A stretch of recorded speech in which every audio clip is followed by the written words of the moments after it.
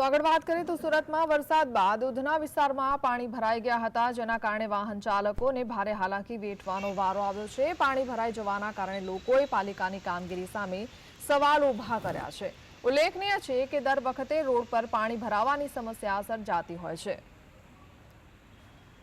મોડી રાતથી પડી રહેલા ભારે વરસાદના કારણે સુરત શહેરની અંદર પર સર્વિસ રસ્તાઓ પર પાણી ભરાવાની સ્થિતિ જોવા મળી રહી છે। ત્યારે ઉધના નવસારી રોડ પર પાણી ભરાવાની સ્થિતિ હાલ જે છે તે હાલ સામે આવી રહી છે। એટલું જ નહીં પરંતુ સુરત મહાનગરપાલિકાના પ્રી મોન્સૂનના દાવા પણ પોકળ સાબિત થતાં નજરે પડી રહ્યા છે। દર વખતની જેમ આ વખતે પણ મોડી રાતથી જે રીતના પડી રહેલા ધોધમાર વરસાદના કારણે ઉધના નવસારી રોડ પરના સંપૂર્ણ પાણી જે છે તે હાલ રસ્તો જે છે તે હાલ પાણીમાં ગરકાવ જોવા મળી રહ્યો છે। પરંતુ સુરત મહાનગરપાલિકાની ટીમ તાત્કાલિક ધોરણે દોડી આવી ગટરની ઢાંકણાઓ જે છે તે હાલ ખોલી દેવામાં આવ્યા છે અને કામગીરી શરૂ કરી દેવામાં આવી છે। પરંતુ જે રીતના પાણી ભરાવાની સ્થિતિ જોવા મળી રહી છે ત્યારે વાહન ચાલકોને પણ ભારે હાલાકીનો સામનો કરવાનો વારો આવી રહ્યો છે। BRTS રૂટનો સહારો લઈ રહ્યા છે વાહન ચાલકો। સાથે સાથે દર વખતની જેમ આ વખતે પણ સુરત ઉધના નવસારી રોડ પર આ જ પરિસ્થિતિ જોવા મળતી હોય છે। પરંતુ પાણી